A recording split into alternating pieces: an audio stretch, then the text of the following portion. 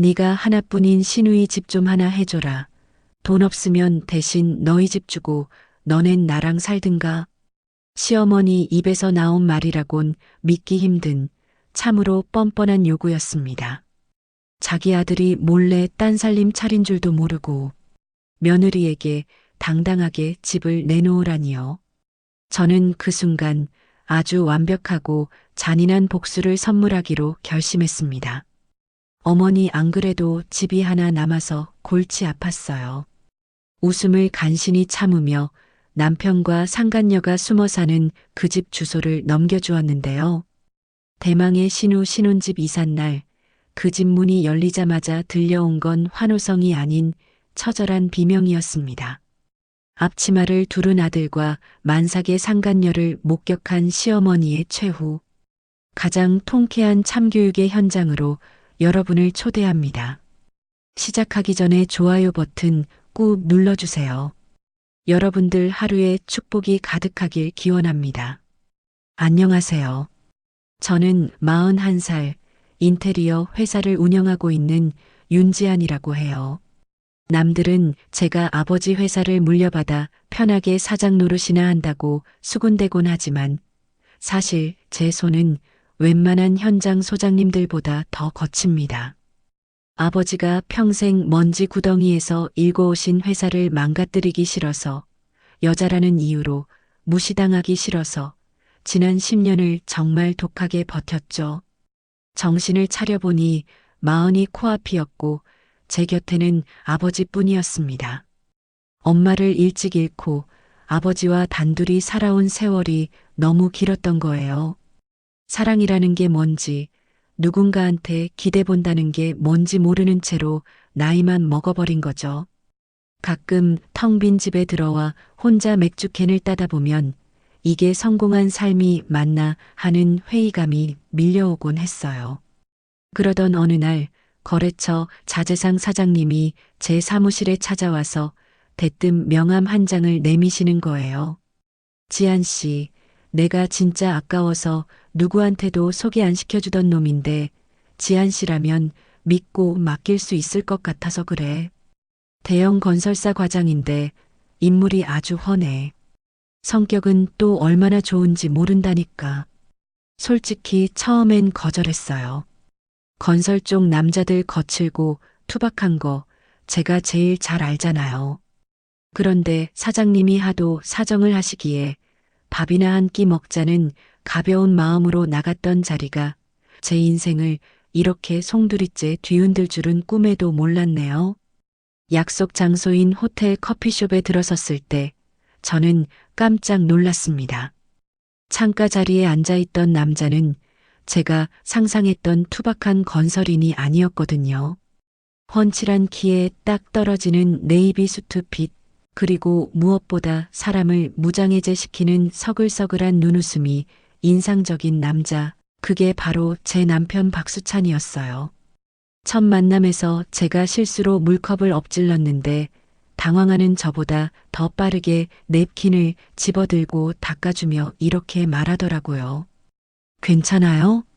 피곤해서 손에 힘이 빠졌나 보네요. 지안 씨 손 참 멋있습니다. 얼마나 치열하게 사셨는지 다 보여요. 그 한마디에 제 마음의 빗장이 와르르 무너져 내렸던 것 같아요. 제 거친 손을 부끄러워하지 않고 오히려 훈장처럼 봐주는 남자는 난생 처음이었으니까요. 평생 일만 하느라 외로웠던 제 빈틈을 이 남자는 정확히 알고 파고들었던 거죠. 그렇게 우리는 불과 6개월 만에 속전속결로 결혼식을 올렸습니다. 다들 늦깎이 결혼이라며 축하해 주었고 저도 이제야 내 편이 생겼다는 생각에 세상을 다 가진 것만 같았어요. 하지만 그 달콤한 꿈은 신혼여행에서 돌아오자마자 산산조각이 났습니다. 공항에서 집으로 오는 차 안에서 남편이 어렵게 말을 꺼내더라고요. 지안아, 사실 나 이번에 회사에서 인사 발령 났어. 지방 현장으로 내려가야 할 것 같아. 저는 너무 놀라서 운전하는 남편 얼굴을 빤히 쳐다봤죠. 지방? 어디? 그럼 출퇴근은 어떻게 해? 남편은 세상에서 제일 슬픈 표정을 지으며 한숨을 푹 내쉬었어요. 거리가 좀 돼. 왕복은 불가능하고 평일에는 현장 숙소에서 지내야 할 것 같아.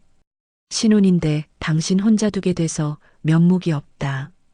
위에서 시키는 대로 해야 하는 월급쟁이라 어쩔 수가 없네. 갓 결혼한 새신랑을 생이별시켜야 한다니 기가 막혔지만 한편으론 짠한 마음이 들더라고요. 본사에서 엘리트 코스 밟는다고 좋아하더니 결국 현장으로 유배 가는 건가 싶어서요. 주말에는 무조건 올라올게. 하늘이 두 쪽 나도 당신 보러 올 거야. 조금만 참자, 응? 저는 그 말에 또 바보같이 고개를 끄덕였어요. 그때부터 저의 지독한 주말 부부 생활이, 아니, 과부 생활이 시작됐습니다. 남편은 지방 현장이 얼마나 바쁜지 처음 약속했던 매주 주말은커녕 한 달에 겨우 2번 얼굴 비칠까 말까 했어요. 금요일 밤이 되면 저는 현관문만 바라보며 강아지처럼 기다렸지만 남편은 늘 밤 12시가 넘어서야 파김치가 된 얼굴로 들어오곤 했죠. 여보 왔어? 하고 달려나가면 제 어깨에 힘없이 기대는 거예요. 아후 죽겠다. 이번 현장 소장님이 아주 악질이야. 밥은 또 얼마나 빨리 드시는지 대충 먹는 척하고 컵라면으로 때웠더니 속이 다 쓰리네. 그 말을 들으면 제 가슴이 미어지는 것 같았어요. 저는 서울에서 따뜻한 밥 먹고 편하게 자는데 남편은 저 먼 타지에서 고생만 하다 오는 것 같아서 죄책감까지 들었으니까요. 그래서 남편이 오는 날이면 저는 새벽부터 시장을 받아가 최고급 한우, 장어, 전복까지 상다리가 휘어지게 보양식을 차려냈습니다. 남편이 허겁지겁 밥을 먹는 모습을 보며 흐뭇해했고 돌아갈 때면 양손 가득 반찬이며 영양제를 챙겨 보내느라 바빴죠. 하지만 제 시어머니는 그런 제 노력이 성에 차지 않으셨는지 전화만 하시면 제 속을 벅벅 긁어 놓으셨어요. 너 우리 수찬이한테 보약 좀 해먹였니? 애가 지난번에 보니까 얼굴이 반쪽이 됐더라. 너는 아빠 밑에서 편하게 지내지만 내 아들은 밖에서 뼈 빠지게 고생해서 널 먹여 살리는 거 아니니? 여자가 돈 좀 있다고 남편 우습게 알면 안 된다. 남편 길을 살려줘야 집안이 일어나는 거야. 명심해라. 기가 막히고 코가 막힐 노릇이었죠. 사실 남편 월급은 남편 용돈 쓰기에도 빠듯해서 생활비며 관리비, 양가 경조사비까지 전부 제 수입으로 충당하고 있었거든요. 하지만 남편 자존심 다칠까봐 시댁에는 비밀로 하고 네, 수찬 씨 덕분에 제가 호강하죠 하며 입을 다물고 있었던 게 화근이었나 봐요. 시어머니는 진짜 자기 아들이 대기업 다니면서 저를 먹여 살리는 줄 알고 저렇게 기세등등하셨던 거죠. 그래도 저는 꾹 참았어요. 가족이 그리웠던 저는 이 사람들과 잘 지내고 싶은 마음에 자존심이고 뭐고 다 내려놨던 겁니다. 그러던 어느 날 제 인생에 진짜 로또 같은 일이 터졌습니다. 결혼 전부터 틈틈이 넣어뒀던 청약 통장이 서울 한복판, 그것도 한강이 내려다 보이는 40평대 최고급 신축 아파트에 덜컥 당첨된 거예요. 당첨 문자를 확인하는 순간 심장이 쿵쿵 뛰고 손이 떨려서 한참이나 휴대전화 화면만 들여다봤네요. 제일 먼저 고생하는 남편이 생각나더라고요. 이제 우리 남편 지방에서 올라오면 편히 쉴 수 있게 호텔처럼 꾸며줘야지. 주말마다 호캉스하는 기분 들게 해줘야겠다. 그 생각에 혼자 신나서 인테리어 도면까지 그려가며 주말만 목이 빠져라 기다렸죠. 드디어 남편이 집에 오는 날 저는 서프라이즈 파티하듯 식탁 위에 당첨 서류와 아파트 조감도를 쫙 펼쳐놓고 환하게 웃으며 남편을 맞이했어요. 여보, 이리 와서 이것 좀 봐. 나 진짜 대박 쳤어. 이거 봐봐. 여기 한강 보이는 40평대 신축 아파트야. 당신 서재도 따로 만들어줄게. 저는 남편이 저를 끌어안고 방방 뛸 줄 알았어요. 아니, 감격해서 울기라도 할 줄 알았죠. 그런데 제 예상과는 달리 남편의 반응은 차갑다 못해 어딘가 기괴할 정도로 묘하더라고요. 서류를 훑어보는 눈동자가 걷잡을 수 없이 흔들리는가 싶더니 이내 억지 미소를 지으며 제 어깨를 툭툭 치는 게 전부였어요. 아, 진짜? 와, 당신 대단하네. 서울에 40평이라니. 진짜 넓긴 하겠다. 축하해, 여보. 영혼이라고는 하나도 없는 마치 남의 일 말하듯 건조한 말투였죠. 반응이 왜 그래? 안 기뻐? 우리 이제 이사 갈 생각하니까 너무 설레지 않아? 입주는 내년이니까 가구도 새로 싹 맞추고 인테리어도 내가 직접 다 할 거야. 당신은 몸만 들어오면 돼. 저는 들뜬 마음에 신이 나서 떠드는데 남편은 식탁 의자에 주저앉으며 마른 세수를 하더군요. 그러고는 제 눈치를 슬금슬금 살피며 기어들어가는 목소리로 찬물을 끼얹는 소리를 하는 거 있죠? 저기 여보, 나 이번에 발령난 현장, 공사 기간이 좀 늘어질 것 같아. 회사에서 나 아니면 안 된다고 사정사정해서 아마 3년은 더 지방에 있어야 할 것 같네. 당신 혼자 그 넓은 집 들어가서 살기 좀 그렇지 않아? 관리비도 만만치 않을 텐데. 그냥 전세 연장하는 게 낫지 않을까? 순간 저는 귀를 의심했어요. 머릿속에 물음표가 100만 개는 뜨는 것 같았죠. 보통 남편이라면 아내가 능력 좋아서 덜컥 집을 해오면 절이라도 해야 정상 아닌가요? 그런데 새 아파트 입주를 미루자니 그것도 3년이나 더. 게다가 전세를 주자니 그때 제가 남편의 그 흔들리는 동공을 식은땀이 맺힌 이마를 제대로 들여다봤어야 했는데 사랑에 눈이 멀어 멍청했던 저는 그저 이 사람이 나 혼자 넓은 집에 있는 게 미안해서 가장으로서 자격지심 때문에 저러나 보다 하고 착각하고 말았어요. 속상한 마음에 입술을 삐죽이며 남편의 팔을 잡아 끌었죠. 무슨 소리야? 당신 없어도 나는 넓은 집에서 살고 싶은데 주말에라도 올라와서 편하게 쉬다 가면 되지. 왜 당신은 우리 집 생기는 게 싫어? 제 말에 남편은 화들짝 놀라며 손사래를 치더군요. 아니, 아니야. 싫긴 왜 싫어. 그냥 당신 혼자 적적할까봐 걱정돼서 그러지. 알았어. 당신 하고 싶은 대로 해. 인테리어 예쁘게 해놓으면 나도 주말마다 올라오는 만나겠네. 남편은 어색하게 웃으며 상황을 무마하려 했지만 저는 왠지 모를 찝찝함을 지울 수가 없었죠. 하지만 남편은 그날 이후로 부쩍 앓는 소리를 자주 하기 시작했어요. 전화 통화를 할 때마다 콜록거리거나 목소리에 잔뜩 힘을 뺀 채 죽어가는 신용을 하더라고요.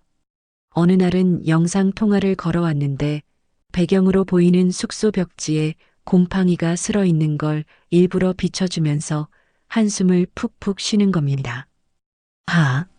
지안아, 나 진짜 여기서는 더 못 살 것 같아.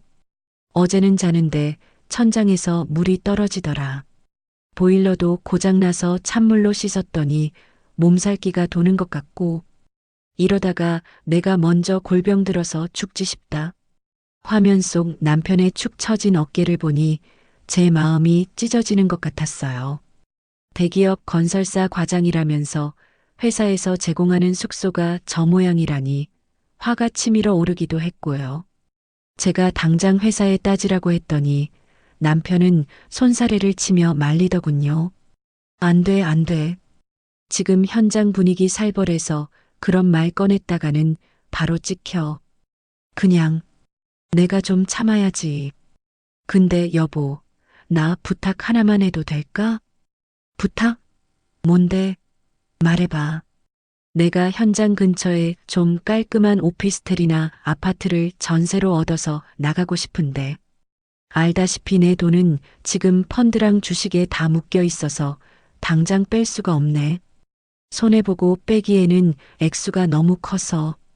혹시 당신 여유 자금 좀 있어? 남편이 우물쭈물하며 꺼낸 액수는 3억이었습니다. 지방 소도시에서 혼자 살 전세를 구하는데 3억이나 필요하냐고 물을 법도 했지만 당시 저는 남편의 건강이 최우선이었어요. 곰팡이 핀 방에서 찬물로 씻고 있다는 남편을 생각하니 돈이 대수인가 싶었죠. 게다가 제가 아버지 회사를 물려받아 운영하면서 현금 흐름은 꽤 좋은 편이었기에 그 정도 돈은 남편을 위해 충분히 해줄 수 있다고 생각했습니다. 저는 한치의 망설임도 없이 대답했죠. 알았어. 돈 걱정은 하지 마. 당신 건강이 제일 중요하지. 내가 이번 주 내로 바로 송금해 줄게. 대신 조건이 있어. 무조건 깨끗하고 보안 좋은 곳으로 구해. 남편은 제 말이 떨어지기가 무섭게 환하게 웃으며 역시 우리 와이프밖에 없다. 내가 평생 충성할게. 라며 너스레를 떨었어요. 그렇게 저는 남편이 불러준 계좌로 거금 3억을 이체해 주었습니다. 남편이 좀 더 쾌적한 환경에서 지낼 수 있다는 생각에 돈을 보내고도 오히려 뿌듯하기까지 했네요. 며칠 뒤 친정아버지와 저녁 식사를 하는 자리였습니다. 아버지는 여느 때처럼 무뚝뚝한 얼굴로 식사를 하시다가 툭 한마디 던지셨어요. 김서방은 잘 지내냐? 얼굴 보기가 하늘의 별 따기구나. 아, 그 사람 이번에 지방 현장 연장돼서 주말 부부 몇 년 더 해야 돼요. 숙소가 너무 낡아서 힘들다길래 제가 전세금 좀 해줬어요. 거기서라도 좀 편하게 지내라고. 저는 별일 아니라는 듯 가볍게 웃으며 말했습니다. 그런데 묵묵히 밥을 드시던 아버지의 숟가락이 탁 하고 식탁 위에 내려앉더군요. 아버지는 굳은 표정으로 저를 빤히 쳐다보셨습니다. 전세금? 얼마를 해줬는데? 한 3억 정도요. 거기 아파트 값이 좀 올랐나 봐요. 그 순간 아버지의 미간이 깊게 패였습니다. 평생 산전수전 다 겪으며 바닥에서부터 회사를 일궈 오신 아버지의 눈빛은 매서웠어요. 아버지는 물을 들이키시고는 났지만 단호한 목소리로 말씀하셨습니다. 지안아, 부부 사이라도 돈 문제는 확실히 해야 한다. 억 단위가 넘어가는데 그걸 그냥 줬어. 너 당장 가서 김서방한테 차용증 받아둬라. 아빠, 무슨 소리야? 남도 아니고 부부끼리 무슨 차용증을 써? 남편 자존심 상하게. 나 그런 거 안 해. 제가 손을 저으며 거절하자 아버지는 식탁을 가볍게 두드리며 경고하듯 말씀하셨어요. 네가 세상을 너무 모르는구나. 사람 속은 아무도 모르는 거다. 네가 지금 남편을 믿는 마음은 알겠다만 돈 앞에서는 형제도 부모 자식도 없는 게 세상 이치야. 나중에 딴소리 안 나오게 하려면 서류 한 장이라도 확실하게 남겨둬야 해. 내 말 들어라. 이건 인생 선배로서 하는 충고다. 안 그러면 나 너 안 본다. 아버지의 완강한 태도에 저는 어쩔 수 없이 알겠다고 대답했습니다. 그 주 주말 오랜만에 집에 온 남편에게 조심스럽게 이야기를 꺼냈죠. 여보, 저기 아빠가 식사하다가 그러시더라. 혹시 모르니 차용증 하나만 써놓으라고. 세무조사니 뭐니 나중에 복잡해질 수도 있다고 하시면서 남편의 표정이 순식간에 찌푸려지더군요. 아니, 장인어른은 참. 사위가 도둑놈도 아니고 무슨 마누라한테 돈 빌리는데 차용증을 쓰라 마라 하셔? 나 못 믿으시는 거야? 아니야, 그런 게 아니라 아빠 워낙 꼼꼼하시잖아. 그냥 형식적인 거야. 당신 기분 나빠하지 말고 그냥 도장 하나만 찍어줘. 그래야 아빠도 안심하시지. 남편은 입이 대빨 나와서 투덜거리면서도 결국 아휴 진짜 치사해서 원. 내가 빨리 돈 벌어서 갚든가 해야지라고 궁시렁대며 제가 내민 차용증에 인감도장을 쾅 찍어 주었습니다. 저는 그 종이 한 장이 나중에 어떤 위력을 발휘하게 될지 그때는 상상조차 하지 못한 채 서랍 깊숙한 곳에 처박아 두었죠. 그러던 어느 날 사건은 예고도 없이 터졌습니다. 주말을 보내고 월요일 새벽같이 지방 현장으로 내려간다며 나간 남편이었습니다. 저는 남편을 배웅하고 화장실에 갔다가 현관에 덩그러니 놓인 낯익은 가죽 지갑을 발견했죠. 남편의 지갑이었어요. 항상 뒷주머니에 넣고 다니던 건데 신발을 신다가 빠진 모양이었습니다. 지방까지 운전해서 가야 하는데 지갑이 없으면 낭패잖아요. 나간 지 10분도 채 안 된 시간이라 아직 고속도로 톨게이트는 못 빠져나갔겠다 싶었죠. 급하게 휴대전화를 들어 남편에게 전화를 걸었습니다. 여보. 왜? 나 운전 중인데. 여보, 당신 지갑 현관에 떨어뜨리고 갔어. 어떻게? 다시 돌아올래? 제 말이 끝나기가 무섭게 수화기 너머에서 끼익하는 날카로운 타이어 마찰음이 들려왔습니다. 급브레이크를 밟는 소리였죠. 그리고 평소 침착하던 남편의 목소리가 뒤집어지며 비정상적으로 당황하기 시작했습니다. 지갑? 그거 절대 열어보지 마. 그냥 신발장 위에 그대로 둬. 알았지? 응? 아니, 고속도로 탔으면 내가 택배로 보내줄까 해서. 아니야. 내가 지금 바로 갈 테니까 절대 손대지 마. 남편은 마치 지갑 안에 시한폭탄이라도 들어있는 사람처럼 소리를 꽥 지르더니 제 대답도 듣지 않고 전화를 뚝 끊어버렸습니다. 끊긴 신호음을 들으며 멍하니 서 있는데 등골이 서늘해지는 기분이 들더군요. 평소 털털하다 못해 칠칠 맞던 남편이 지갑 하나에 이렇게 과민 반응을 보인다?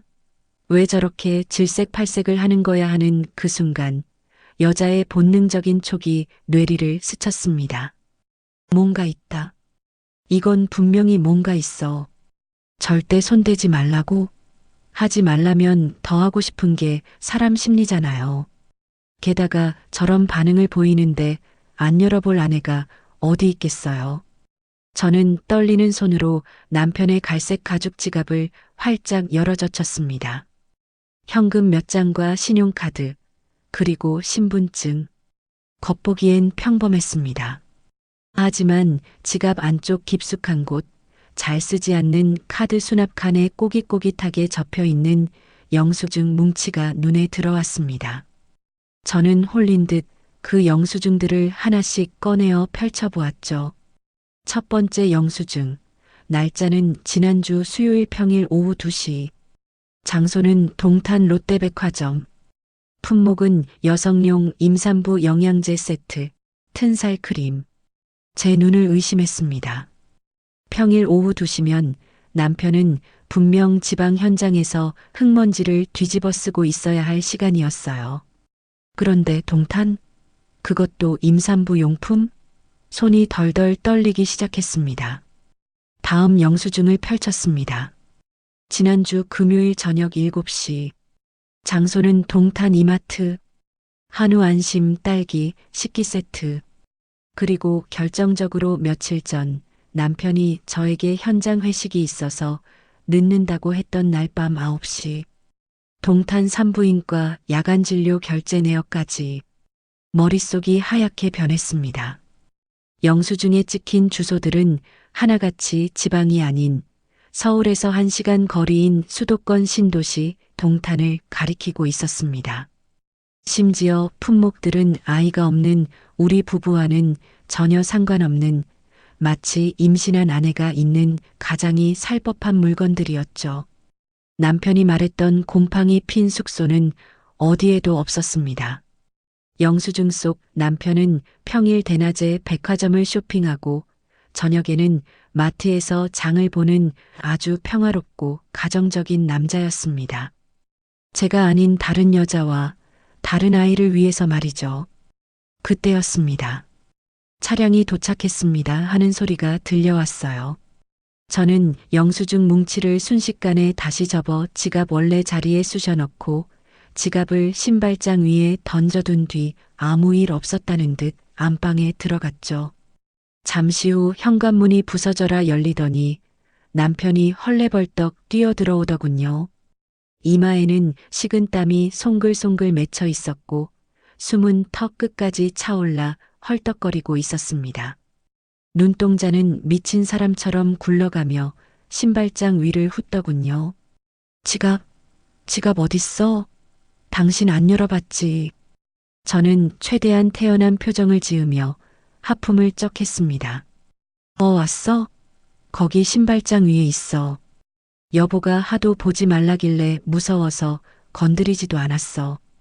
뭘 그렇게 죽을 듯이 뛰어와? 제 무심한 대답에 남편은 그제야 신발도 벗지 않은 채로 지갑을 낚아채듯 집어들더군요. 그리고 슬쩍 지갑을 벌려 안쪽을 확인하더니 영수증 뭉치가 그대로 있는 걸 보고는 다리에 힘이 풀린 듯 현관에 주저앉았습니다. 다행이다. 진짜 다행이다. 나 현장 시간 늦어서 바로 갈게. 이번 주는 못 올라올 수도 있어. 간다.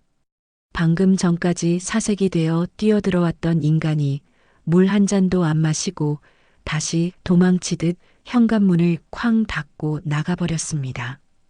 닫힌 문을 노려보며 저는 입술을 깨물었어요. 다행이다라고? 뭐가 다행인데? 네가 바람 피우는 증거를 내가 못 봐서? 배신감에 온몸에 피가 거꾸로 솟는 것 같았지만 저는 이를 악물고 냉정을 되찾으려 노력했습니다. 지금 당장 남편 멱살을 잡고 따져봤자 동료 부탁으로 샀다. 잠깐 들른 거다라고 오리발을 내밀게 뻔했으니까요. 확실한 물증이 필요했습니다. 도망갈 구멍조차 없는 완벽한 증거가.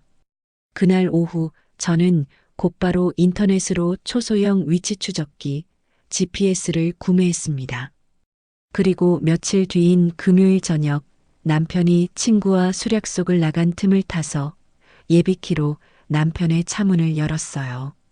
운전석 시트 및 깊숙한 곳에 GPS를 단단히 부착하고 나오는데 심장이 터져버릴 것만 같았죠. 내 남편 차에 내 손으로 위치 추적기를 달아야 하는 이 비참한 현실이 믿기지 않아서 눈물이 핑 돌았지만 억지로 삼켰습니다. 울 시간조차 아까웠으니까요. 저는 며칠 동안 위치 추적 프로그램을 켜지 못했습니다. 혹시나 하는 마음에 남편이 정말 지방으로 내려갔을 수도 있다는 신락 같은 희망을 버리지 못했으니까요. 아니, 사실은 두려웠습니다. 빨간 점이 찍히는 그곳이 제가 상상하는 최악의 장소일까봐 그 진실을 마주할 용기가 나지 않았던 거죠.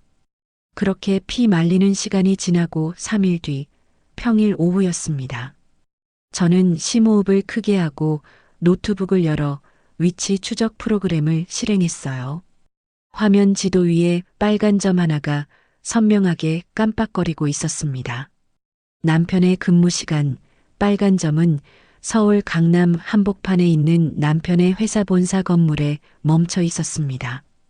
지방 현장에 간다던 사람이 왜 평일 대낮에 서울 본사에 있는 걸까요? 손이 덜덜 떨리기 시작했습니다. 하지만 이건 시작에 불과했습니다. 퇴근 시간이 지나고 저녁 7시가 되자 멈춰있던 빨간 점이 움직이기 시작했습니다. 저는 숨을 죽이고 모니터 화면만 뚫어져라 쳐다봤습니다. 남편의 차는 강남대로를 빠져나와 경부고속도로를 타더군요. 제발 지방으로 가라. 현장으로 내려가는 길이라고 해줘. 속으로 수천 번을 빌고 또 빌었습니다. 하지만 빨간 점은 야속하게도 쭉 뻗은 고속도로를 달리다가 동탄 IC라는 글자 앞에서 망설임 없이 빠져나갔습니다. 그리고 동탄 신도시 안으로 진입하더니 어느 신축 대단지 아파트 안으로 쏙 들어가 멈춰섰어요. 밤 10시가 넘어도 새벽 2시가 되어도 빨간 점은 그 아파트 단지 주차장에서 미동도 하지 않았습니다. 다음 날도 그 다음 날도 마찬가지였습니다. 아침이면 서울 본사로 출근하고 저녁이면 칼같이 동탄 아파트로 퇴근하는 아주 규칙적인 일상. 지방 파견? 3년 연장? 곰팡이 핀 숙소? 모든 것이 저를 속이기 위한 새빨간 거짓말이었어요. 마지막 확인 사살을 위해 저는 떨리는 목소리를 가다듬고 남편 회사 인사팀에 전화를 걸었습니다. 안녕하세요. 박수찬 과장 아내인데요. 남편이 연락이 안 되는데 남편이 발령받은 지방현장 소장님이나 다른 직원분 번호 좀 알 수 있을까요? 수화기 넘어 직원은 당황한 목소리로 대답했습니다. 네. 사모님, 무슨 말씀이세요? 박수찬 과장님 3년째 본사 기획팀 근무 중이신데요. 지방 발령 나신 적 한 번도 없습니다. 지금 바꿔드릴까요? 전화를 끄는 제 손에서 휴대전화가 힘없이 미끄러져 떨어졌습니다. 머릿속에서 퍼즐 조각이 탁 하고 맞춰졌어요. 남편이 앓는 소리를 하며 받아간 제 피 같은 돈 3억. 그 돈은 지방 전세금이 아니라 동탄에 있는 상간녀와의 신혼집 전세금으로 들어간 거겠죠. 제 돈으로 제 남편이 다른 여자와 살림을 차리고 매일 밤 그 집으로 퇴근하고 있었던 겁니다. 분노를 넘어선 서늘한 살기가 제 온몸을 휘감았습니다. 눈물 따윈 나오지 않았고 대신 입가에 비릿한 조소가 번졌죠. 그래, 박수찬. 네가 내 돈으로 아주 완벽한 두 집 살림을 차렸다 이거지? 어디 한번 끝까지 가보자. 그 대단한 사랑 노름이 언제까지 갈 수 있는지. 남편이 지방이 아닌 본사로 매일 출퇴근한다는 사실을 확인한 그날 밤, 저는 한숨도 자지 못했습니다. 침대에 누워 천장을 바라보는데 남편이 그동안 저에게 했던 말들이 주마등처럼 스쳐 지나가더라고요. 현장 숙소에 곰팡이가 슬어서 숨을 못 쉬겠어. 지방밥이 입에 안 맞아서 살이 쪽쪽 빠진다. 그 모든 말들이 저를 철저하게 속이고 자기들만의 왕국을 지키기 위한 치밀한 연기였다는 생각에 치가 떨렸습니다. 내 남편이라는 작자가, 아니 박수찬이라는 인간이 이렇게까지 바닥일 줄은 상상도 못했으니까요. 다음 날 아침 저는 출근하자마자 미리 알아봐둔 사설탐정 사무소에 전화를 걸었습니다. 제 남편 뒷조사 좀 부탁드립니다. 동탄 아파트에 드나드는데 거기 사는 여자가 누군지, 둘이 무슨 관계인지 사진이랑 영상 포함해서 아주 상세하게 파헤쳐 주세요. 돈은 얼마가 들어도 상관없습니다. 전화를 끊고 나서도 심장이 진정되지 않았습니다.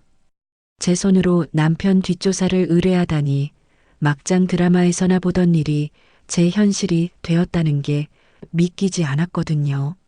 며칠 뒤 탐정에게서 연락이 왔습니다. 사모님, 자료 준비됐습니다. 메일로 보내드렸으니 확인해 보세요. 마음 단단히 먹으셔야 할 겁니다. 탐정의 묵직한 경고에 저는 떨리는 손으로 메일함을 열었는데요. 첨부된 파일들을 클릭하는 순간 저는 제 눈을 찌르고 싶을 만큼 끔찍한 광경을 목격하고 말았습니다. 사진 속 배경은 동탄의 신축 아파트 단지 산책로였습니다. 화창한 주말 오후 편안한 트레이닝복 차림의 남편이 한 여자의 허리를 감싸 안고 너무나 행복하게 웃고 있더군요. 그 옆에 있는 여자는 만삭에 가까울 정도로 배가 남산만하게 부른 임산부였습니다. 남편은 그 여자의 불룩한 배에 귀를 갖다 대고 태동을 느끼는 듯 환하게 웃고 있었고 여자는 그런 남편의 머리를 사랑스럽게 쓰다듬고 있었습니다. 누가 봐도 세상에서 제일 행복한 신혼부부, 곧 태어날 아기를 기다리는 예비 부모의 모습이었죠. 제가 그토록 갖고 싶었지만 남편이 아직은 때가 아니다라며 미루던 아이를 다른 여자와 만들었다니요. 더 충격적인 건 그 여자의 정체였습니다. 탐정이 보내준 보고서에 적힌 이름 최유진. 낯익은 이름의 기억을 더듬어 보니 결혼 전 남편의 휴대전화 사진첩 구석에서 봤던 대학 시절 동기라던 그 여자였습니다. 알고 보니 그녀는 단순한 동기가 아니라 남편의 지독한 첫사랑이었더군요. 나중에 알고 보니 두 사람은 대학 때부터 7년 넘게 연애를 했지만 집안이 가난하고 홀어머니를 모신다는 이유로 제 시어머니가 결사반대를 했다고 합니다. 시어머니는 내 아들 앞길 막지 말고 떨어져라며 그 여자 직장까지 찾아가 물을 뿌리고 온갖 폐악을 부려 강제로 헤어지게 만들었다고 했죠. 그리고 시어머니는 아들을 부잣집에 장가보내 팔자를 고치겠다는 일념 하나로 돈 많고 순진해 보이는 저 윤지안을 며느리감으로 찍어 결혼을 밀어붙였던 거고요. 하지만 남편은 저와 결혼식을 올린 직후부터 다시 최유진을 만나기 시작했습니다. 엄마 등살에 못 이겨 돈 때문에 결혼한 거다. 사랑 없는 결혼 생활은 지옥이다라며 최유진을 구워 삶았고 결국 두 사람은 다시 불부터 저 몰래 미래를 즐겨왔던 겁니다. 그리고 제가 남편 건강 걱정하며 보내준 피 같은 돈 3억 원. 그 돈으로 보란 듯이 동탄에 아파트를 전세로 얻어 두 사람만의 신혼집을 차렸고 그곳에서 진짜 부부처럼 살림을 합치고 아이까지 가졌던 거죠. 남편에게 저는 그저 돈 나오는 현금 인출기, 자기들의 사랑을 지켜주는 든든한 물주에 불과했던 겁니다. 보고서에는 남편의 이중생활 스케줄표까지 상세하게 나와 있었습니다. 월요일부터 목요일까지는 칼같이 동탄 집으로 퇴근해 최유진과 저녁을 먹고 태교를 하고 가끔 금요일에도 지방 현장 비상근무 핑계를 대며 동탄으로 퇴근. 저에게 이번 주는 못 올라간다고 했던 주말에는 둘이서 강원도로 제주도로 태교 여행을 다니며 호의호식하고 있었더군요. 그러다 한 달에 2번 저에게 올 때면 일부러 꾀재재한 옷을 입고 다 죽어가는 표정을 연기했던 겁니다. 제가 새벽부터 일어나 끓여준 보양식을 먹으면서 속으로 얼마나 저를 비웃었을까요? 이 멍청한 여자가 내가 밖에서 무슨 짓을 하는지도 모르고 밥을 차려주네 하면서요. 저는 텅 빈 대표실 바닥에 주저앉아 인쇄한 사진들을 움켜쥐고 짐승처럼 울부짖었습니다. 가슴을 쥐어뜯어도 고통이 가시지 않았어요. 배신감이라는 단어로는 표현할 수 없는 참담함이 제 온몸을 짓눌렀습니다. 남편을 믿었던 제 3년의 세월이, 그를 위해 헌신했던 제 사랑이 통째로 시궁창에 처박힌 기분이었으니까요. 그때 책상 위에 놓여있던 액자가 눈에 들어왔습니다. 친정아버지와 제가 함께 찍은 사진이었죠. 제 귓가에는 그날 식사 자리에서 하셨던 서늘한 경고가 생생하게 들려왔습니다. 지안아, 사람 일 모르는 거다. 부부 사이라도 돈 문제는 확실히 해야 해. 안 그러면 나중에 피눈물 흘린다. 그때 아버지 말씀을 듣고 차용증이라도 받아두지 않았더라면 저는 정말 빈털터리로 쫓겨나 피눈물을 흘렸을지도 모릅니다. 아버지의 해안이 딸을 걱정하는 그 마음이 저를 지켜준 셈이었죠. 순간 펑펑 쏟아지던 눈물이 거짓말처럼 뚝 멈췄습니다. 울고 있을 시간이 없다는 생각이 번뜩 들었거든요.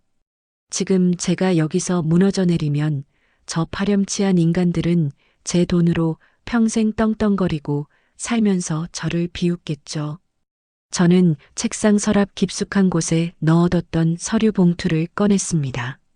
바로 남편이 투덜거리며 도장을 찍어줬던 3억 원 차용증이 들어있는 봉투였죠. 이 종이 한 장으로 저 파렴치한 불륜 커플의 숨통을 끊어놓을 가장 강력한 무기로 만들겠다고 결심했습니다. 단순히 이혼하고 끝내는 게 아니라 저들이 가장 행복해하는 순간, 가장 높은 곳에 올라갔다고 착각하는 순간에 가장 잔인한 방법으로 나락으로 떨어뜨리겠다고요. 폭풍전야의 고요함처럼 저는 평소와 다름없이 회사에 출근하고 남편의 안부 전화를 받아주며 칼을 갈고 있었습니다. 그러던 어느 날 오후 회사에서 업무를 보고 있는데 시어머니에게 전화가 왔는데요. 예, 너 지금 당장 회사 앞으로 좀 나와라. 근처 카페에 와 있다.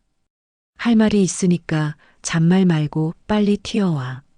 다짜고짜 호출이라니 평소 같으면 무슨 일인가 싶어 놀랐겠지만 지금은 오히려 반가웠습니다. 드디어 올 것이 왔구나.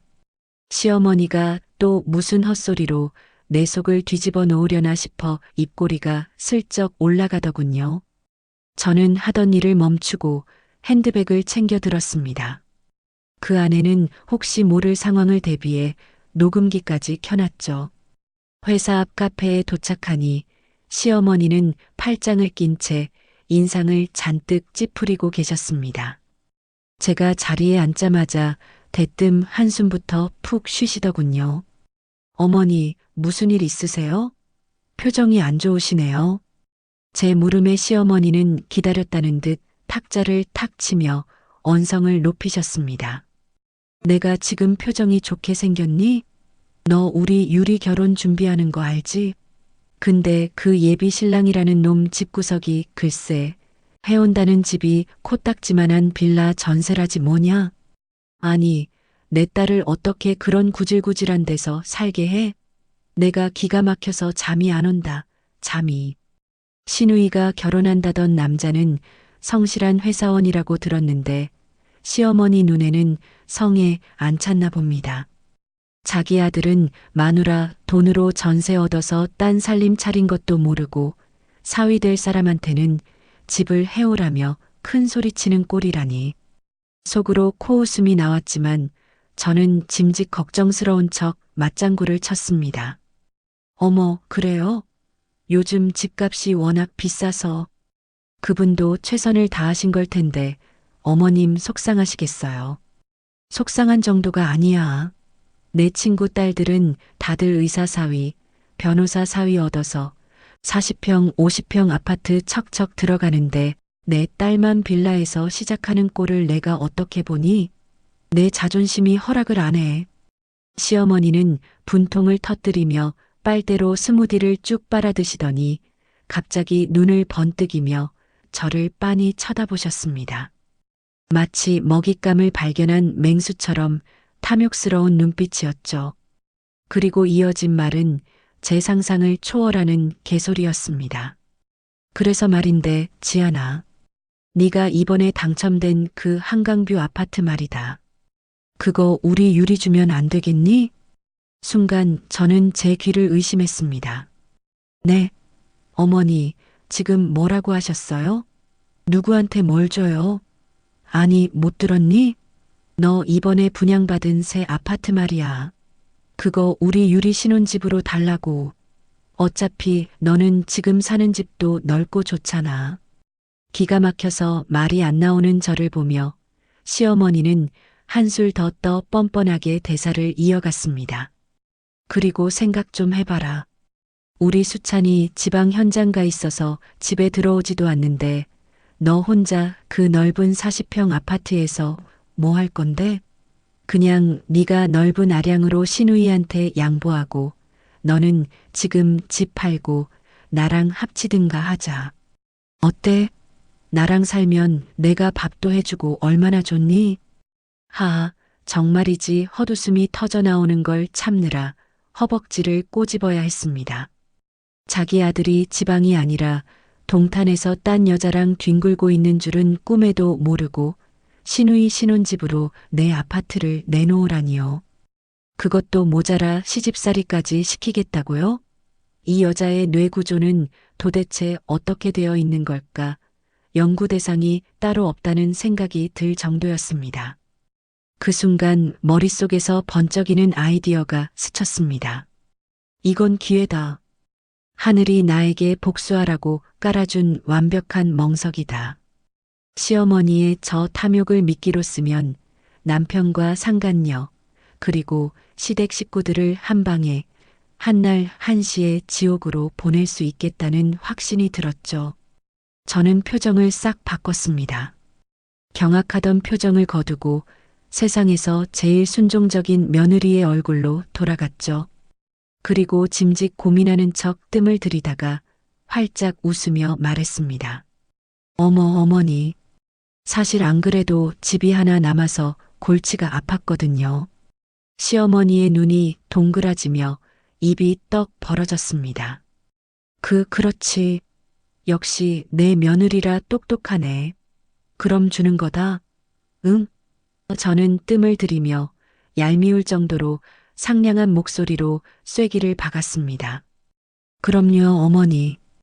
하나밖에 없는 아가씨 결혼인데 제가 그 정도도 못 해드리겠어요? 그런데 어머니, 제가 분양받은 아파트는 입주가 너무 늦잖아요. 시어머니의 표정이 순식간에 실망감으로 굳어지려던 찰나 저는 재빨리 다음 카드를 꺼내 들었습니다. 경기도 신도시 쪽인데 30평대 신축이고 인테리어랑 가구까지 풀옵션으로 다 되어 있어요. 몸만 들어가면 되는 아주 완벽한 집이에요. 차라리 거기를 아가씨 신혼집으로 쓰시는 건 어때요? 위치도 좋고 공기도 좋아서 신혼부부 살기에 딱이거든요. 시어머니는 풀옵션 신축이라는 말에 눈이 뒤집혀서 앞뒤 잴 것도 없이 고개를 끄덕였습니다. 어머나 세상에, 너는 무슨 집이 그렇게 많니? 그래. 어디든 어떠냐. 새 아파트에 30평이면 감지덕지지. 아이고, 우리 며느리가 최고다. 시어머니는 제 손을 덥석 잡고 흔들며 덩실덩실 춤이라도 출 기세였습니다. 자기가 지금 받으려는 그 집 열쇠가 사실은 판도라의 상자를 여는 열쇠라는 걸 꿈에도 모른 채 말이죠. 어머니, 근데 이건 수찬 씨한테는 비밀로 해주세요. 그 사람 자존심 강해서 제가 아가씨한테 집 해줬다고 하면 기죽어서 싫어할 수도 있거든요. 그냥 이미 들어가서 살면 나중에 알아도 어쩌겠어요? 오냐, 암만. 남자 기죽이면 안 되지. 내가 입 꾹 다물고 있을게. 유리한테만 말하고 조용히 이사하마. 시어머니는 신나서 엉덩이를 들썩거리며 카페를 나갔습니다. 이제 주사위는 던져졌어요. 시어머니는 곧바로 신우이에게 전화를 걸어 네 올케가 30평 아파트를 줬다. 며 자랑을 늘어놓을 것이고 신우이는 예비 신랑에게 우리 집안이 이 정도다라며 떵떵거릴 거고요. 그리고 그들은 가장 행복한 날, 가장 기대에 부푼 날, 이삿짐 트럭을 몰고 그 동탄 아파트로 쳐들어가겠죠. 시어머니에게 동탄의 아파트를 신우이 신혼집으로 주겠다고 미끼를 던진 후 시댁 식구들의 반응은 가관이었습니다. 마치 로또라도 맞은 사람들처럼 이성을 잃고 날뛰기 시작했거든요. 신우이인 박유리는 평소 자기 월급으로는 엄두도 못 낼 최고급 수입 가구점을 제 집 드나들듯 하며 카드를 긁어댔습니다. 언니, 나 이번에 소파 1,000만 원짜리 샀어. 어차피 동탄 신축 아파트에 가구는 이 정도 해야 격이 맞지 않겠어요? 전화 너머로 들려오는 신우이의 들뜬 목소리에 저는 속으로 비소를 머금었습니다. 그럼요, 아가씨. 신혼인데 최고로 좋은 거 써야죠. 알부? 에이, 그냥 일시불로 시원하게 긁으세요. 인생 한 번뿐인데. 제 부추김에 신우이는 신이 나서 냉장고도 침대도 전부 백화점에서 제일 비싼 모델로 계약했습니다. 시어머니 역시 동네방네 떠들고 다니느라 바빴습니다. 시장통 생선가게 아주머니한테도 미용실 원장님한테도 심지어 지나가는 경비 아저씨한테도 자랑을 늘어놓으셨다더군요. 우리 며느리가 내 귀에 딱 눌려서 집 문서를 갖다 바쳤지 뭐야. 역시 여자는 남편 그늘 아래 있어야 해. 내 아들이 대기업 건설사 에이스라 며느리가 꼼짝 못한다니까. 예비 사위인 강민호 씨 앞에서도 어깨에 뽕이 잔뜩 들어가서 갑질을 해대셨고요. 강서방, 자네는 처가 덕 볼 생각 말고 몸만 들어와서 우리 유리한테 잘해. 집 해오라고 닥달 안 한 것만 해도 감지덕지인 줄 알아. 예비 사위는 그동안 무시당했던 서름도 있고 30평 아파트가 생긴다는 사실에 연신 고개를 조아리며 네, 장모님. 평생 은혜 갚겠습니다라고 굽신거렸습니다. 정말이지 한편의 블랙 코미디가 따로 없었습니다. 모두가 탐욕에 눈이 멀어 자신들이 걸어가고 있는 길이 낭떠러지라는 걸 전혀 눈치채지 못하고 있었으니까요. 이사 이틀 전날 밤 저는 남편에게 전화를 걸었습니다. 모레면 모든 게 끝장날 테니 마지막으로 남편의 가증스러운 목소리를 들어두고 싶었거든요. 여보, 현장 일은 좀 어때? 많이 힘들지? 남편은 기다렸다는 듯 앓는 소리를 시작했습니다. 아휴, 말도 마. 허리는 끊어질 것 같고 소장님은 옆에서 닥달하지. 진짜 죽겠다 죽겠어. 아마 옆에는 만삭의 최유진이 누워서 남편의 가슴팍을 간지럽히고 있겠죠. 저는 속에서 치밀어 오르는 구역질을 억지로 삼키며 세상에서 가장 다정하고 배려심 깊은 아내를 연기했습니다. 저런, 우리 남편 고생해서 어떡해. 여보, 사실 주말에 친정 부모님이 집에 오시기로 했거든. 당신 피곤할 텐데 굳이 무리해서 안 올라와도 돼. 괜히 와서 장인어른 눈치 보지 말고 거기서 늦잠도 자고 푹 쉬어. 내가 알아서 잘 말씀드릴게. 진짜? 아유, 장인어른 오신다는데 내가 가봐야지.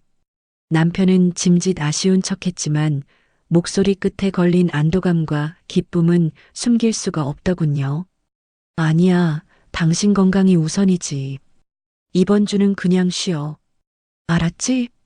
그래. 당신이 정 그렇다면. 알았어. 고마워, 여보. 당신 진짜 천사다.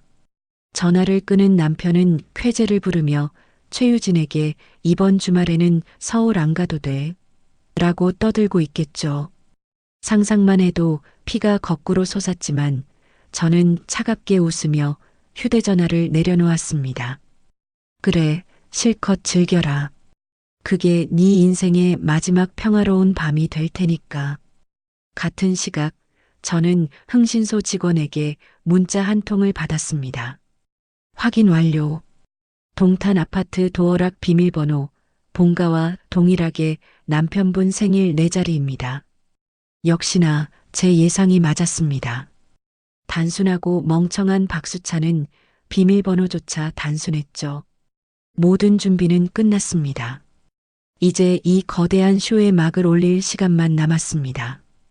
이삿날 아침, 이삿날이라는 걸 축복이라도 하듯 날씨마저 눈치 없이 화창했습니다. 구름 한 점 없는 파란 하늘 아래 동탄의 고급 신축 아파트 단지 입구로 거대한 5톤 트럭이 굉음을 울리며 진입했습니다. 시누이가 혼술하고 사들인 수천만 원짜리 명품 가구들이 가득 실려 있는 트럭이었죠. 그 뒤를 이어 초대형 사다리차가 위풍당당하게 따라 들어왔고 시어머니와 시누이, 예비 신랑까지 온 가족이 총출동했습니다.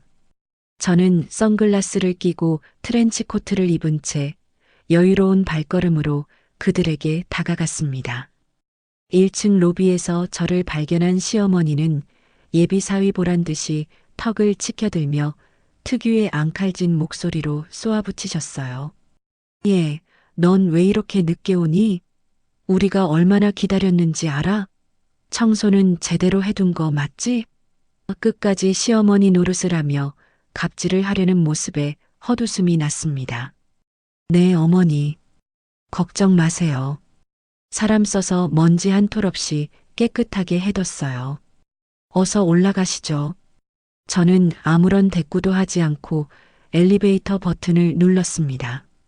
엘리베이터 안에는 저와 시어머니, 시누이, 예비 신랑 그리고 이삿짐 센터 직원 2명이 함께 탔습니다.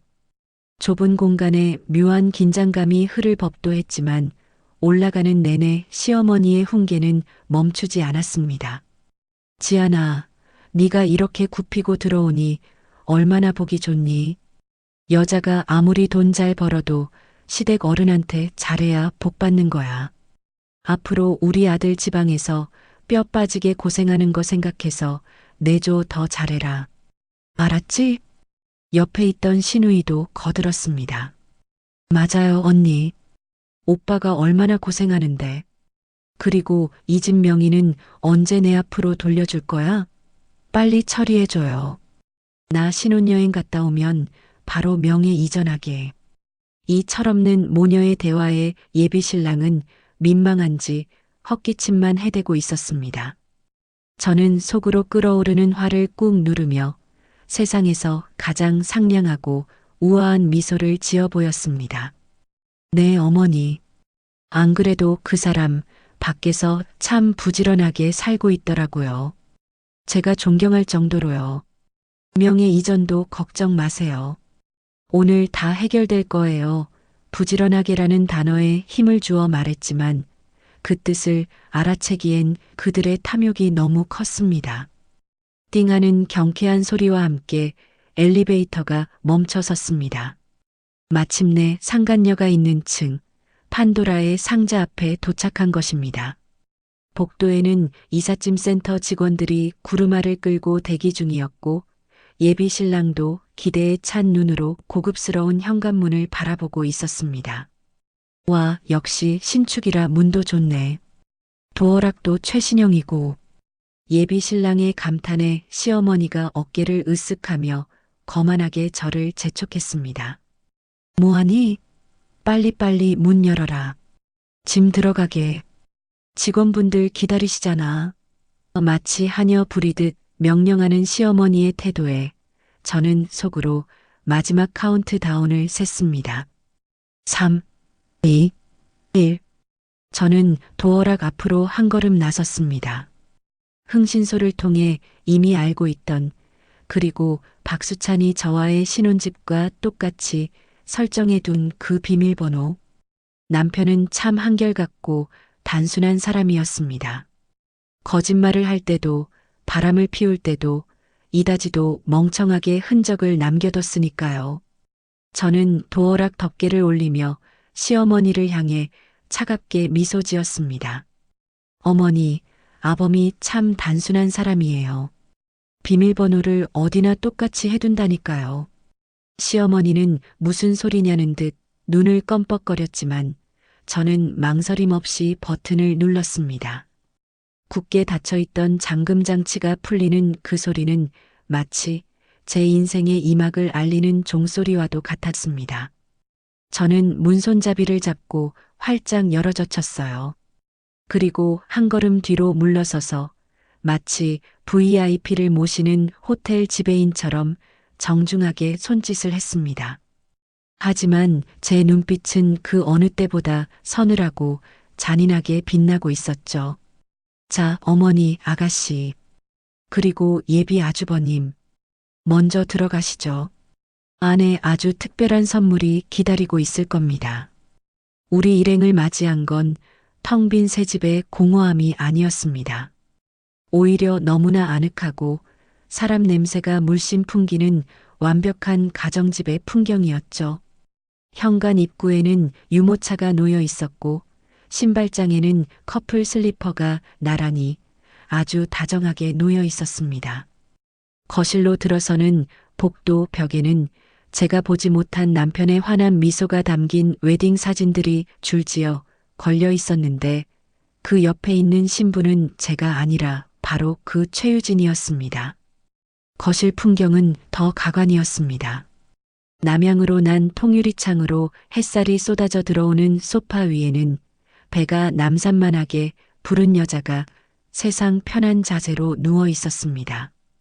늘어진 잠옷 차림에 부스스한 머리를 한 최유진은 눈을 지그시 감고 태교용 클래식 음악을 감상하며 콧노래를 흥얼거리고 있더군요. 한 손에는 리모컨을, 한 손에는 과일 접시를 든 채 말이죠. 그리고 부엌 쪽에서는 구수한 된장찌개 냄새와 도마질 소리가 경쾌하게 들려왔습니다. 자기야, 밥 다 됐어. 우리 콩콩이 배고프겠다. 얼른 와서 간 좀 봐봐. 앞치마를 두르고 국자를 든 채 뒤를 돈 남자는 지방 현장 모래바람 속에서 뼈 빠지게 고생한다던 제 남편 박수찬이었죠. 그의 얼굴엔 윤기가 흘렀고 표정은 그 어느 때보다 평온하고 행복해 보였습니다.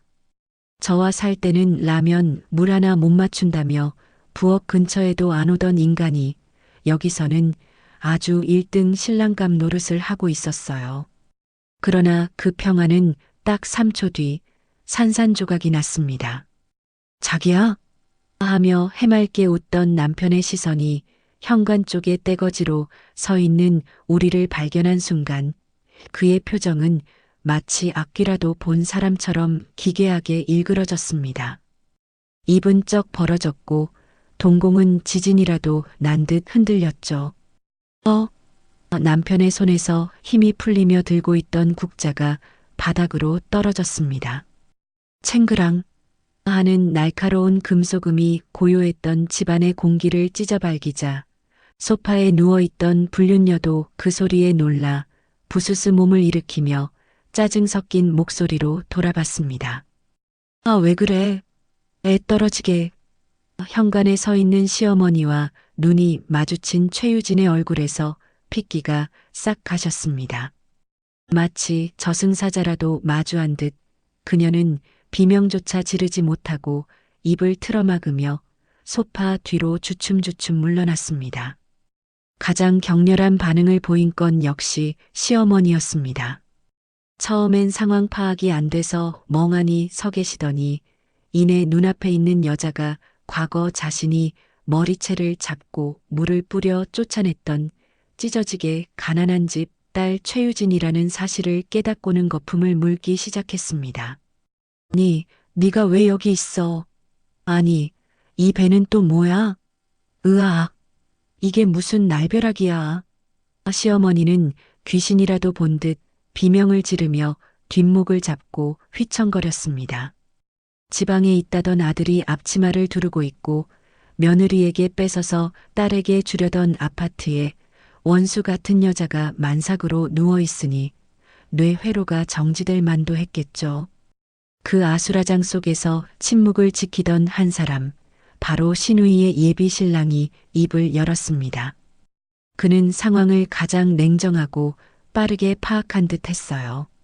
그동안 시댁 식구들에게 집도 못 해오는 능력 없는 놈 취급을 받으며 쌓였던 분노가 눈앞에 펼쳐진 이 더러운 막장 드라마를 목격하자마자 활화산처럼 폭발해버린 겁니다.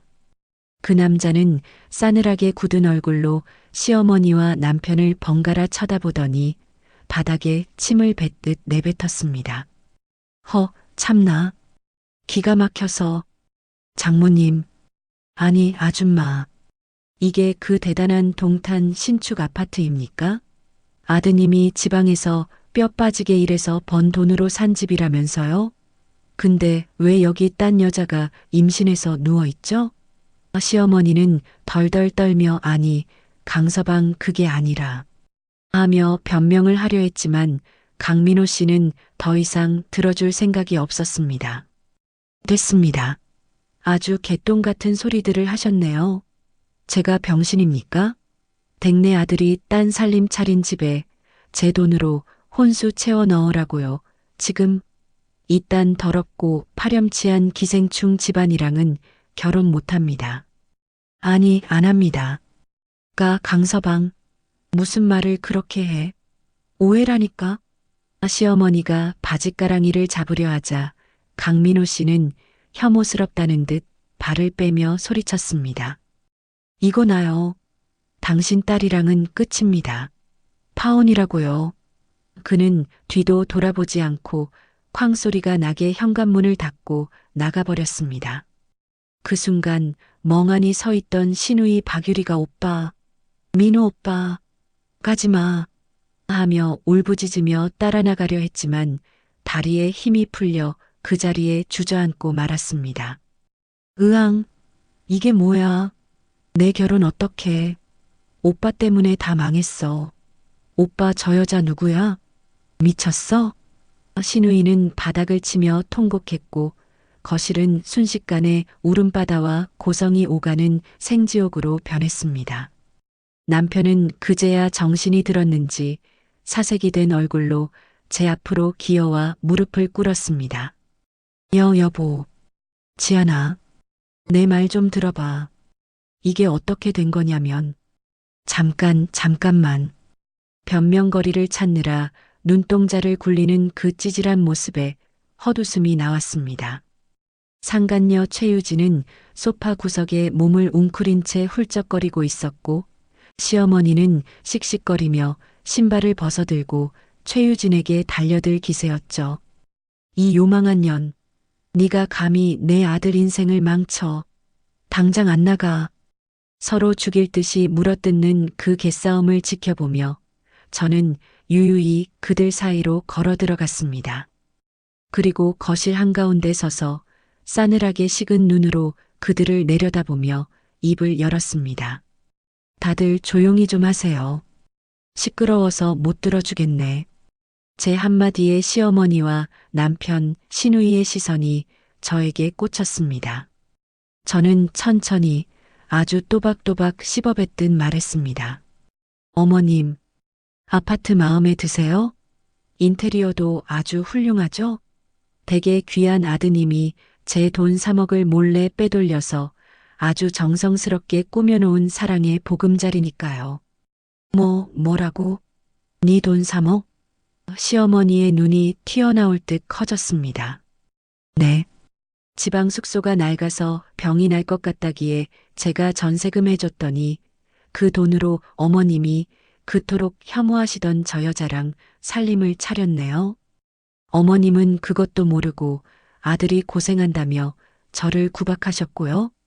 시어머니는 충격에 입을 다물지 못하고 뒷목을 잡았습니다. 저는 팔짱을 끼고 그 난장판을 감상하듯 지켜보다가 이제 끝을 낼 때가 되었다고 판단했습니다. 핸드백에서 미리 준비해둔 서류 봉투를 꺼냈습니다. 그리고 바닥을 기며 지안아 제발 나 좀 살려줘 라고 빌고 있는 남편의 얼굴을 향해 봉투를 툭 던졌습니다. 봉투 입구가 열리면서 서류들이 와르르 쏟아져 나왔습니다. 이혼소장, 위자료 청구 소송장, 그리고 가장 중요한 붉은 인주가 선명하게 찍힌 공증된 3억 차용증과 강제집행 예고장이었습니다. 남편은 떨리는 손으로 서류를 집어들더니 차용증에 찍힌 자기 도장을 보고는 사색이 되었습니다. 저는 남편을 싸늘하게 내려다보며 뼛속까지 시린 한마디를 던졌습니다. 당신이 그때 투덜대며 찍었던 그 도장 덕분에 내 돈 3억은 1원 한 푼 안 빠지고 완벽하게 회수될 거야. 법적으로 아주 깔끔하게. 남편의 눈동자가 심하게 흔들렸습니다. 지안아. 설마 진짜로? 설마가 사람 잡는다는 말 못 들어봤니? 난 이미 변호사 선임 끝났고 이 집 보증금 3억 원 전액에 대해 가압류 신청까지 마쳤어. 즉, 이 집에서 네 돈은 단 10원도 없다는 뜻이야. 당장 내일이라도 짐 싸서 나가야 할걸? 그 꼴을 보던 시어머니가 제 바짓가랑이를 잡고 늘어졌습니다. 자존심이고 뭐고 다 내팽개치고 오열하며 빌기 시작했습니다. 지안아, 며느라, 내가 잘못했다. 내 아들 한 번만 용서해다오. 우리가 죽을 죄를 졌다. 제발 이혼만은 하지 말아다오. 응? 내가 이렇게 빈다. 시어머니는 제 발등에 눈물을 뚝뚝 흘리며 애원했습니다. 아들이 빈털터리가 되고 며느리의 재력을 잃게 생겼으니 앞이 캄캄했겠죠. 하지만 저는 더 이상 그들의 악어의 눈물에 속을 만큼 어리석지 않았습니다. 저는 차갑게 시어머니의 손을 뿌리쳤습니다. 이거 놓으세요. 더럽게. 지안아. 안 그래도 집 하나 남아서 골치 아프다 했죠? 뭐 이제 변호사 써야지 어쩌겠어요? 옛날 같았으면 간통으로 콩밥도 먹일 수 있었는데 법이 바뀌어서 참 아쉽네요. 대신 제가 할 수 있는 모든 법적 조치는 다 취해드릴 테니 기대하세요. 아이고, 아이고 내 팔자야. 수찬이 너 이놈의 새끼. 네가 어떻게 애미 뒤통수를 쳐? 네가 사람 새끼냐? 며느리 돈을 훔쳐다가 저런 근본 없는 년이랑 놀아나? 내가 너를 어떻게 키웠는데? 시어머니는 가슴을 치며 통곡했지만 이미 엎질러진 물이었습니다. 아, 안 돼. 지안아, 제발. 남편의 절규를 무시하고 저는 마지막으로 소파에 웅크린 최유진을 노려보았습니다. 그리고 너, 임신한 거 축하해. 근데 어쩌니? 애 아빠가 이제 전과자의 빈털터리가 될 텐데. 그 비싼 영양제랑 태교 여행, 그게 마지막 호사였을 거야. 이제 네가 그토록 원하던 사랑, 가난 속에서 실컷 해봐. 저는 핸드백을 고쳐 메고 뒤돌아섰습니다. 전 이 구역질 나는 쓰레기통에서 그만 빠져드릴 테니 가족들끼리 알아서 지지고 볶고 살아보세요. 아, 참. 이삿짐은 어쩌나? 트럭 기사님이 기다리시는데. 그때 현관 밖에서 기다리던 이삿짐 센터 직원이 짜증 섞인 목소리로 소리쳤습니다. 사모님, 이거 짐 어떻게 합니까? 빨리 내려야 저희도 다음 현장 가죠. 파혼당해 정신이 나간 시누이는 대답도 못하고 울고만 있었고 남편은 멘탈이 붕괴되어 멍하니 있었습니다. 결국 결정을 내려야 하는 건 시어머니뿐이었죠. 하지만 30평 아파트에 넣으려고 샀던 그 거대한 수입 가구들을 넣을 곳이 어디 있겠습니까? 시어머니는 울며 겨자 먹기로, 아니 피를 토하는 심정으로 비명을 질렀습니다. 아 몰라. 일단 내 집으로 가. 빌라로 가라고. 아이고 내 팔자야. 이삿짐 센터 직원은 빌라요? 거기 좁아서 사다리 차도 안 들어갈 텐데. 추가 비용 나옵니다. 라며 혀를 찼습니다. 그 거대한 6인용 소파와 킹사이즈 침대, 양문형 냉장고가 시어머니의 좁아터진 20평 낡은 빌라에 쑤셔 박힐 꼴을 상상하니 웃음이 절로 나왔죠. 아마 거실은커녕 현관 입구부터 막혀서 발 디딜 틈도 없어지겠죠. 저는 마지막으로 그들에게 손을 흔들어 주었습니다. 이사 잘하세요. 그리고 법원에서 봅시다. 현관문을 열고 나가는 순간 등 뒤에서 다시 비명소리가 들려왔습니다. 야 이년아, 너 때문에 내 아들이 망했잖아. 나가, 당장 나가. 시어머니가 최유진의 머리채를 다시 잡았고, 아, 이거 나도 피해자야. 당신 아들이 사기친 거라고. 최유진도 악을 쓰며 대들었습니다. 시누이는 바닥을 치며 통곡하고 남편은 그 사이에서 터지고 서로가 서로를 탓하며 죽일 듯이 싸우는 그 아비규환의 소리가 현관문 너머로 통쾌하게 울려 퍼졌습니다. 현관을 나오니 이삿짐 트럭 기사님은 인상을 쓰며 짐을 다시 싣고 있었습니다. 그 화려한 명품 가구들이 트럭 짐칸에 처박히는 모습이 마치 저들의 앞날을 보여주는 것 같아 씁쓸하면서도 웃음이 났어요. 그날 동탄 아파트에서 쫓겨난 시댁 식구들의 행렬은 마치 폐잔병들의 피난길 같았습니다. 갈 곳 잃은 시누이의 그 거창하고 육중한 명품 혼수 가구들은 결국 시어머니가 사는 낡은 빌라로 향할 수밖에 없었죠. 엘리베이터도 없는 4층 빌라 계단을 낑낑대며 올라가는 직원들의 쌍욕 섞인 한숨 소리가 돈네방네 울려 퍼졌어요. 시어머니의 집은 실평수 15평 남짓한 방 2개짜리 좁은 구축 빌라였습니다. 거기에 6인용 이태리 천연 가죽 소파와 킹사이즈 침대, 85인치 대형 TV가 들이닥쳤으니 상상이나 가시나요? 소파는 거실의 절반 이상을 차지해버려 지나다닐 통로조차 막아버렸고 양문형 냉장고는 부엌에 들어가지도 못해 베란다 입구를 틀어막아버렸죠. 침대는 안방문을 떼어내고도 겨우 구겨 넣었지만 덕분에 장롱문을 영원히 열 수 없게 되어버렸다는 웃지 못할 소문이 들리더군요.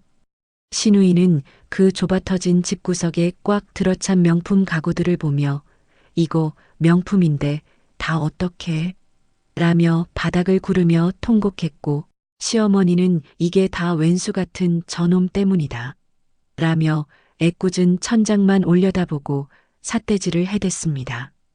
하지만 그건 서막에 불과했습니다. 진짜 생지옥은 이제부터였으니까요. 저는 그 길로 곧장 변호사 사무실로 향했습니다. 제가 가진 증거들은 너무나 완벽했습니다. 남편과 상간녀가 껴안고 있는 적나라한 사진들, 태교 여행을 다닌 비행기 티켓 내역, 제 돈 3억 원이 흘러들어간 계좌 내역, 그리고 결정적으로 남편이 제 손으로 찍어준 공증된 차용증까지. 담당 변호사님은 서류를 훑어보더니 입가에 여유로운 미소를 띠며 말했습니다. 대표님, 이건 뭐 소송이라기보다 그냥 일방적인 처형에 가깝네요. 상대방이 반박할 여지가 단 1%도 없습니다. 원하시는 대로 탈탈 털어드릴 수 있습니다. 아주 뼈와 살을 분리해 드리죠. 그 말대로 소송은 일사천리로 진행되었습니다. 법원은 남편의 유책 사유를 100% 인정하며 이혼 판결을 내렸고 위자료 5천만 원과 재산 분할에서도 저에게 압도적으로 유리한 판결을 내렸습니다. 무엇보다 통쾌했던 건 바로 그 3억에 대한 판결이었습니다. 남편은 법정에서 부부 사이에 쓴 차용증은 효력이 없다. 아내가 증여해준 돈이다라며 말도 안 되는 주장을 펼치며 발악했지만 판사님은 남편의 그 뻔뻔한 태도에 오히려 괘씸죄를 적용하셨는지 단호하게 판결하셨습니다. 피고는 원고에게 빌린 3억 원 전액과 이에 대한 연체 이자까지 합산하여 즉시 상환하라. 만약 이행하지 않을 시 피고 명의의 모든 재산에 대해 강제 집행을 허가한다. 땅, 땅, 땅. 법봉 소리가 그렇게 경쾌하게 들릴 수가 없었습니다. 옆에 앉아 계시던 친정아버지도 그럼 그렇지 정의가 살아있네 하시며 흐뭇하게 웃으셨고요. 판결이 나자마자 저는 지체 없이 강제 집행 절차에 들어갔습니다. 남편이 상간녀 최유진과 살던 동탄 전셋집 보증금에 가압류를 걸어버린 것이죠. 집주인은 법원 통지서를 받고 기겁을 해서 남편에게 당장 방을 빼라고 통보했고 결국 남편과 최유진은 땡전 한 푼 건지지 못한 채 그 아늑했던 사랑의 보금자리에서 쫓겨나는 신세가 되었죠. 3억을 고스란히 저에게 토해내고 나니 남편 수중에 남은 돈이라고는 낡은 중고차 한 대가 또 안 되는 푼돈뿐이었습니다. 갈 곳이 없어진 두 사람은 결국 그토록 들어가기 싫어했던 시어머니의 낡은 빌라로 기어 들어갈 수밖에 없었겠죠. 상상해 보세요. 방 2개짜리 좁은 빌라의 시어머니, 이혼하고 빈털터리로 돌아온 아들, 만삭의 상간녀, 그리고 파혼당해 히스테리가 극에 달한 시누이까지. 성인 4명이 그것도 서로 원수지간이나 다름없는 인간들이 한 집에 모여 살게 된 것입니다. 이건 가족이 아니라 서로가 서로를 갉아먹는 아기 다툼의 현장과 다를 바 없었습니다. 시어머니에게 상간녀 최유진은 눈엣 가시 그 자체였습니다. 자신의 금쪽 같은 아들 신세를 망치고 부자 며느리를 쫓아내게 만든 원흉이라고 생각했으니까요. 시어머니는 최유진이 밥을 먹으려 하면 어디서 남의 집 쌀을 축내. 밥값이 얼만 줄 알아? 네가 무슨 자격으로 밥을 처먹어? 하며 숟가락을 뺏기 일쑤였고 만삭의 몸으로 거실 소파에 누워있으면 팔자 좋게 누워있지 말고 걸레질이라도 해라. 네가 임신 유세 떨 처지냐? 라며 구박을 퍼부었습니다. 최유진도 가만히 당하고만 있을 여자가 아니었습니다. 아니, 할망구가 노망이 났나? 내 뱃속에 당신 손주 들었어. 애 잘못되면 당신이 책임질 거야? 그리고 이 집구석 좁아 터져서 청소할 곳도 없어. 라며 바락바락 대들었죠. 그러면 시어머니는 이 근본 없는 년이 어디서 어른한테 눈을 부라려 하며 머리채를 잡고 최유진은 오빠, 엄마 좀 말려봐 하며 비명을 지르는 게 그 집의 일상이 되었습니다. 시누이 박유리의 히스테리는 더 가관이었습니다. 그녀는 매일 술에 취해 들어와서 오빠 때문에 내 인생 망했어. 내 남편 다시 데려와. 내 아파트 내놔. 라며 애꿎은 가구들을 부수고 다녔습니다. 좁은 거실을 가득 채운 그 비싼 이태리 소파는 시누이가 홧김에 그어버린 자국으로 너덜너덜해졌고 양문형 냉장고는 발길질에 찌그러져 문이 제대로 닫히지도 않게 되었죠. 그녀는 상간녀 최유진을 볼 때마다 재수 없는 년, 너만 아니었으면 나 파혼 안 당했어. 라며 저주를 퍼부었고 최유진은 지가 능력 없어서 파혼 당해놓고 왜 나한테 지랄이야? 라며 맞받아쳤죠. 두 여자가 엉겨붙어 싸우면 집안은 그야말로 머리카락이 흩날리는 전장이었습니다. 가장 비참한 건 제 전남편 박수찬이었습니다. 그는 이 모든 사태의 원흉이자 가장 무능력한 존재로 전락해버렸죠. 제가 회사 감사팀에 제보했던 내용들이 사실로 밝혀지면서 그는 횡령 및 배임 혐의로 고소를 당한 것은 물론이고 품위 유지 위반으로 징계해고, 즉 권고사직을 당해 완벽한 백수가 되었습니다. 대기업 과장이라는 명함은 온데간데없고 퇴직금마저 횡령액 변제와 위자료로 압류당해 빈털터리가 된 것이죠. 그는 매일 좁은 방구석에 처박혀 소주병이나 까면서 신세 한탄을 하거나 시어머니와 상간녀 사이에서 눈치를 보며 쥐죽은 듯 지내야 했습니다. 돈줄이 끊기자 그토록 운명적 사랑이라며 떠들어대던 박수창과 최유진의 관계도 바닥을 드러냈습니다. 최유진은 능력 있는 줄 알았더니 빈 껍데기였어? 야, 당장 나가서 막노동이라도 해오란 말이야. 애 기저귀 값은 벌어와야 할 거 아니야. 라며 남편을 쥐잡듯 잡았습니다. 남편은 내가 대기업 다니던 사람인데 노가다를 어떻게 하냐. 좀 기다려봐. 라며 큰 소리쳤지만 현실은 시궁창이었습니다. 두 사람은 매일 돈 문제로 짐승처럼 서로를 물어뜯고 싸우며 너만 아니었으면 내 인생 이렇게 안 됐어. 라며 서로를 저주했습니다. 사랑? 로맨스? 그런 건 돈과 함께 증발해버린 지 오래였습니다. 남은 건 서로에 대한 증오와 혐오뿐이었죠. 한 번은 남편에게서 발신 번호 표시 제안으로 전화가 왔더군요. 혹시나 해서 받았더니 술에 잔뜩 취해 혀가 꼬인 남편의 목소리가 들려왔습니다. 내가 진짜 잘못했어. 제발 나 좀 살려줘. 너 돈 많잖아. 나 한 번만 도와주면 안 될까? 내가 평생 네 머슴처럼 살게. 응? 지안아. 구질구질하다 못해 역겨울 정도였습니다. 저는 옆에 계시던 친정아버지가 들으시도록 스피커폰을 켜고 차갑게 비웃으며 말했습니다. 박수찬 씨, 거기 네가 제 발로 걸어 들어간 거야. 평생 거기서 그 대단한 첫사랑이랑 지지고 볶고 백년해로 하세요.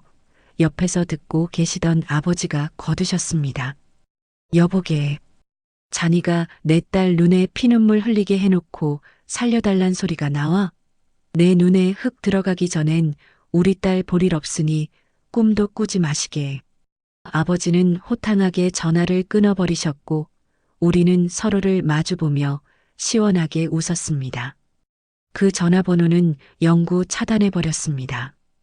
다시는 제 인생에 그 더러운 목소리가 들리지 않도록요. 반면 쓰레기들을 깨끗하게 치워버린 제 인생은 그야말로 탄탄대로였습니다. 이혼 소송이 마무리되자마자 저는 과거의 흔적이 묻어있는 신혼집을 미련 없이 처분했습니다. 그리고 서울 한강변의 40평대 최고급 신축 아파트로 보란듯이 입주했습니다. 한강이 한눈에 내려다 보이는 거실 통유리창 앞에 서서 와인 한 잔을 마실 때의 그 해방감이란 말로 다 설명할 수 없을 정도로 짜릿했어요. 더 이상 주말마다 남편 눈치 보며 보양식을 준비할 필요도 없었고 시어머니의 잔소리에 시달릴 일도 없었습니다. 오로지 저 자신만을 위한 시간, 저 자신만을 위한 공간이 생긴 것이죠. 인테리어도 제 취향대로 완벽하게 꾸몄습니다. 남편이 쓰려던 서재는 저만의 작업실로 만들었고 침실은 특급 호텔 스위트룸 부럽지 않게 최고급 가구들로 채웠습니다. 일적으로도 승승장구했습니다. 그동안 남편 뒷바라지하느라 시댁 신경 쓰느라 분산되었던 에너지를 오롯이 회사 경영에 쏟아부었더니 성과는 놀라울 정도로 빠르게 나타났습니다. 제가 기획한 새로운 인테리어 프로젝트들이 연달아 대박을 터뜨리면서 우리 회사는 매년 최고 매출을 갱신하며 업계 탑으로 자리매김했습니다. 업계에서는 저를 두고 역시 호랑이 아버지의 호랑이 딸이다. 이혼하고 나더니 더 독하게 일 잘한다며 칭찬이 자자했습니다. 직원들도 저를 믿고 따라주었고 회사는 날로 번창해 갔습니다. 가끔 현장에 나가 먼지를 뒤집었어도 예전처럼 외롭거나 힘들지 않았습니다. 이제는 제 곁에 든든한 친정아버지와 믿음직한 직원들, 그리고 저를 응원해주는 수많은 사람이 있다는 걸 알게 되었으니까요. 얼마 전 건너 시댁 소식을 들었습니다. 시어머니는 화병으로 쓰러져 병원에 입원했는데 병원비 낼 돈이 없어 강제로 퇴원당해 집에서 골골대고 있고 시누이는 우울증에 걸려 방 밖으로 나오지 않고 배달 음식만 시켜 먹어 살이 20kg나 쪘다고 하더군요. 남편은 결국 일용직 노동판을 전전하고 있는데 그마저도 요령 피우다 쫓겨나기 일쑤라는 소문이었습니다. 최유진이 낳은 아이는 맨날 부부 싸움하는 소리에 놀라 밤마다 경기하며 온다고 하는데 솔직히 말해서 불쌍하다는 생각은 눈곱만큼도 들지 않았습니다. 오히려 사필기정, 인과응보라는 말이 이토록 정확할 수 있나 싶어 소름이 돋을 뿐이었습니다. 그들은 자신들의 탐욕과 기만으로 스스로의 인생을 파멸로 몰고 간 것이니까요. 제가 복수해서가 아니라 그들 스스로가 자초한 비극이었습니다. 주말에는 아버지와 함께 한강이 보이는 거실 소파에 앉아 차를 마시는데요. 아버지는 흐뭇한 표정으로 저를 바라보시며 말씀하십니다. 지안아, 이제야 네 얼굴이 좀 핀 것 같구나. 그동안 고생 많았다. 아빠 덕분이에요. 그때 아빠가 차용증 쓰라고 안 하셨으면 저 진짜 큰일 날 뻔했잖아요. 아빠는 제 인생의 은인이세요. 허허, 은인은 무슨. 네가 똑똑해서 잘 헤쳐나온 거지. 굳이 남자 아니어도 너 혼자서도 충분히 빛난다. 네 인생 즐기면서 살아라. 아버지의 따뜻한 말씀에 코끝이 찡해졌습니다. 이 평화롭고 완벽한 행복을 되찾기 위해 제가 치러야 했던 대가는 컸지만 후회는 없습니다. 여러분, 혹시 지금 힘든 결혼 생활이나 인간관계 때문에 고통받고 계신가요? 참지 마세요. 그리고 두려워하지 마세요. 썩은 부인은 도려내야 새 살이 돋습니다. 저처럼 독하게 마음 먹고 내 인생의 주인공은 바로 나라는 사실을 잊지 마세요. 기생충 같은 인간들에게 내 소중한 인생을 낭비하기엔 우리는 너무나 빛나는 존재들이니까요. 제 긴 사연을 들어주신 여러분께 진심으로 감사드립니다. 쓰레기들은 쓰레기통에, 내 인생은 꽃길 위에. 이것이 제가 내린 결론입니다. 모두들 저처럼 통쾌하고 행복한 인생 사시길 응원합니다. 감사합니다. 네, 오늘 들려드린 사연 어떠셨나요? 정말 속이 다 시원하지 않으신가요? 남편의 뻔뻔한 두 집 살림과 시댁의 기막힌 탐욕 앞에 무릎 꿇지 않고 오히려 그들을 완벽하게 참교육시켜버린 윤지아님의 결단력에 박수를 보냅니다. 특히 3억 원 차용증 한 장으로 전세를 역전시키고 기생충 같은 인간들을 낡은 빌라로 몰아넣은 그 장면. 정말 짜릿했습니다. 지아님 말씀처럼 내 인생의 주인공은 바로 나 자신입니다. 나를 아프게 하고 좀먹는 관계는 과감하게 끊어낼 줄 아는 용기가 결국 더 큰 행복을 가져다 준다는 사실. 오늘 사연을 통해 확실히 증명된 것 같네요. 지아님, 이제는 쓰레기차 떠나보내고 멋진 벤츠 같은 인생. 아니, 그보다 더 빛나는 지아님만의 명품 인생을 마음껏 즐기시길 바랍니다. 아버지와 함께 한강뷰 바라보며 마시는 와인처럼 앞으로의 날들도 달콤하고 향기로우시길 응원합니다. 윤지아님께 응원의 댓글을 남겨주세요. 큰 위로가 돼줄 거예요. 오늘도 끝까지 함께 해주셔서 감사합니다.